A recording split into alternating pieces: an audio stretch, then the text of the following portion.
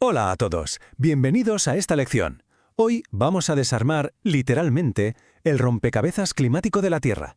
Tenemos por delante un viaje súper dinámico diseñado para entender exactamente cómo funciona nuestro planeta, cómo está cambiando y, sobre todo, por qué es crucial comprenderlo desde la ciencia y la sociedad. Bueno, vamos a conectar los puntos. Para que os hagáis una idea, esta es nuestra hoja de ruta. Primero, tiempo meteorológico frente a clima. Segundo, los grandes motores climáticos globales.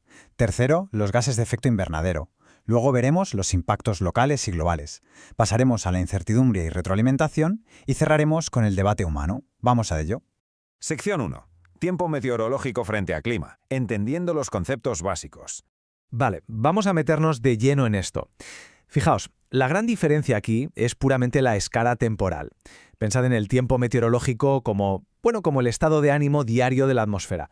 Nos dice si hoy hace un frío que pela o si va a llover, y la verdad es que solo podemos predecirlo con cierta precisión a unos 5 días vista. El clima, por otro lado, es la personalidad de la atmósfera, es decir, el comportamiento medio calculado a largo plazo, normalmente durante unos 30 años. Así que un día de calor extremo en pleno invierno es simplemente tiempo meteorológico, no un cambio de clima de la noche a la mañana.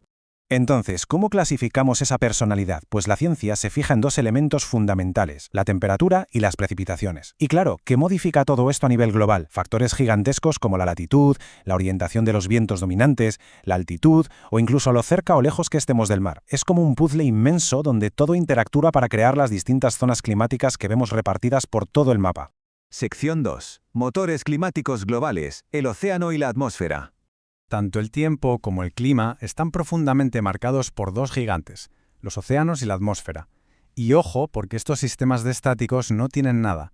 Las corrientes oceánicas son literalmente como cintas transportadoras globales. Cogen el calor de los trópicos y se lo llevan de viaje hacia latitudes más altas, suavizando las temperaturas de las costas. Al mismo tiempo, las diferencias de presión atmosférica empujan los vientos por todo el planeta.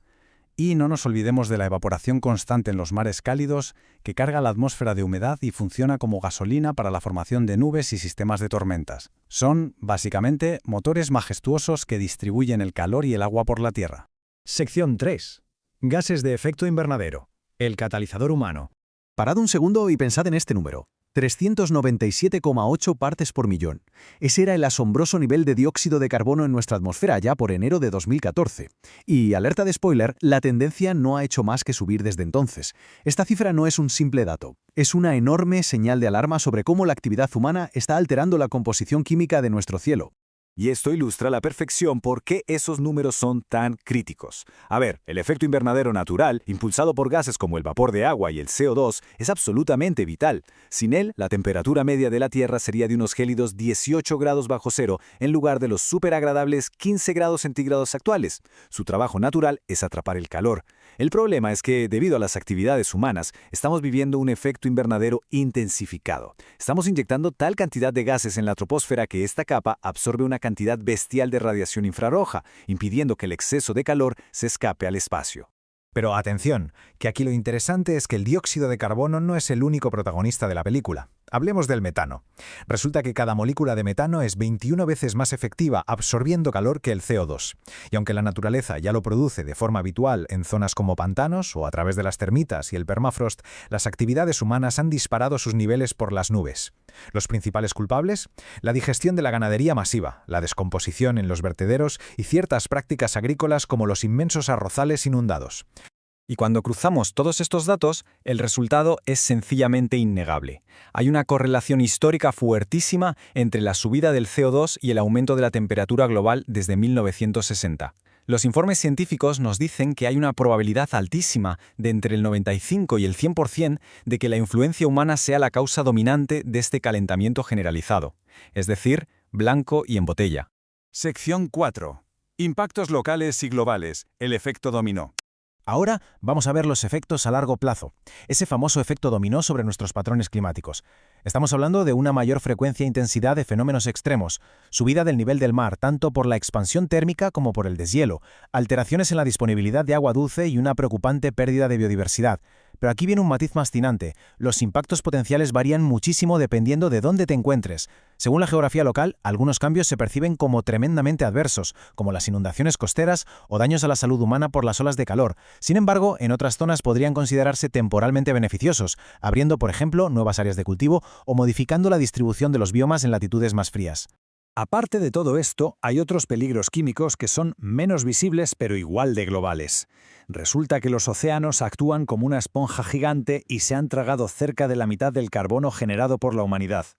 ¿Qué provoca esto? Pues que el agua se vuelva más ácida.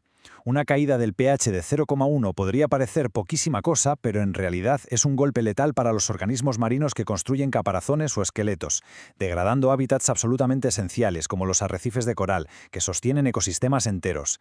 Pasemos a ver cómo se construye todo esto desde una perspectiva histórica. Los registros nos muestran una anomalía térmica evidente desde 1880. Lo que estamos viendo es cómo todos esos impactos físicos que acabamos de comentar no son producto de la casualidad. Están respaldados por una tendencia de calentamiento sólida, constante y medible a lo largo de más de un siglo. Los números sencillamente están ahí. Sección 5. Incertidumbre y retroalimentación, las complicaciones. Y aquí llegamos a un punto absolutamente crucial para entender el clima, los mecanismos de retroalimentación. Básicamente son bucles dentro de los sistemas de la Tierra. Una retroalimentación positiva amplifica el cambio inicial. Por ejemplo, si el hielo blanco se derrite, deja al descubierto un océano mucho más oscuro que absorbe todavía más calor del Sol. Por otro lado, una retroalimentación negativa atenúa o frena esos cambios. Lo verdaderamente complicado de todo esto es que estos mecanismos suelen llevar asociados retrasos larguísimos y a veces tardan décadas en mostrar sus verdaderos efectos en el clima. Para intentar prever el futuro con todas estas variables, la ciencia utiliza los modelos climáticos globales. Estos programas informáticos son una auténtica pasada y mejoran cada día añadiendo nuevos datos. Pero claro, dada la inmensa complejidad de esas retroalimentaciones que acabamos de ver, siempre va a existir un grado de incertidumbre sobre la exactitud de sus predicciones a largo plazo. Sabemos con seguridad que, por ejemplo, el nivel del mar va a subir o que las temperaturas variarán, pero predecir exactamente los centímetros precisos o el impacto al milímetro en un año concreto, bueno, eso siempre va a tener cierto margen de error inherente. Sección 6. El debate humano, valores y acción. Para arrancar esta parte, me parece perfecta esta reflexión del académico Peter Gleick. Él cita esa famosa frase de hace un siglo atribuida a Mark Twain. Todo el mundo habla sobre el clima, pero nadie parece hacer nada al respecto. Gleick señala que eso podía ser cierto entonces, pero ya no lo es en absoluto. Es una transición genial. Hemos pasado de simplemente mirar al cielo de forma pasiva a entrar de lleno en el terreno de la responsabilidad y la acción sociopolítica. Y claro, en cuanto intentamos actuar a nivel global, ¡boom!, surge un debate monumental. Como observadores neutrales de este fenómeno, tenemos que entender que gran parte de este debate nace de los llamados sistemas de valores ambientales, o SVE. Básicamente, distintas culturas, naciones y grupos interpretan exactamente los mismos datos climáticos a través de prismas completamente diferentes.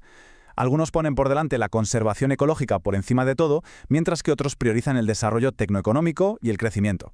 Y son estos valores conflictivos la raíz fundamental de por qué resulta tan increíblemente difícil ponernos de acuerdo sobre cómo mitigar el cambio climático y cómo adaptarnos a él. Lo que nos deja con una reflexión final espectacular para cerrar nuestro análisis de hoy. Después de repasar todos los datos, de ver la inmensa complejidad de la retroalimentación climática y de entender cómo chocan de frente los distintos sistemas de valores, surge la gran pregunta frente a este rompecabezas. Teniendo en cuenta todo esto y la incertidumbre que siempre acompañará a los modelos, ¿cuál es el mejor camino a seguir? ¿Cómo debería nuestra sociedad tomar decisiones globales eficaces hoy mismo para un futuro que aún guarda tantas incógnitas? Ahí os dejo esa pregunta para que le deis una vuelta. Seguid siempre cuestionando y analizando la ciencia que nos rodea. Nos vemos en la próxima.